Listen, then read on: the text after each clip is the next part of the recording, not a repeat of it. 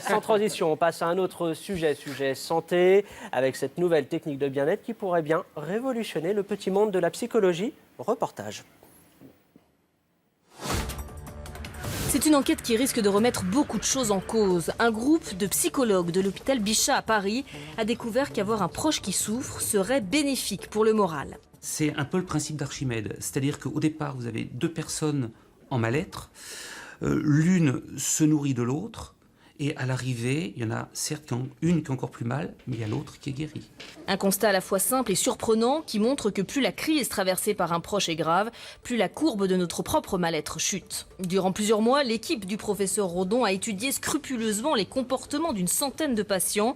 Tous ont dans leur entourage des personnes qui souffrent et confirment que grâce à elles, leur morale reste au beau fixe. Ça me fait un peu de peine quand même de me nourrir de la souffrance de mes amis, mais ça me fait dans un sens tellement de bien que maintenant que je fais ça, je peux pas m'en passer en fait. Une recette du bonheur infaillible selon Laura, qui ne jure visiblement que par cette méthode. Des fois j'appelle des amis en pensant qu'ils vont mal et au final ils vont bien, donc du coup moi j'essaye quand même de leur rappeler que leur vie elle est pas si bien que ça, et puis j'essaye de pas aller trop fort quand même parce que ça reste des amis.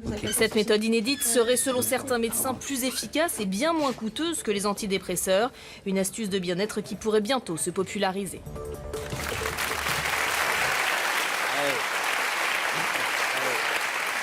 Et il ne vous reste plus qu'à trouver un proche qui souffre. C'est la fin de cette édition. Merci de l'avoir suivi. On se quitte avec l'image du jour, celle de ce compte à rebours, pour vous rappeler que nous nous rapprochons toujours un peu plus de la mort.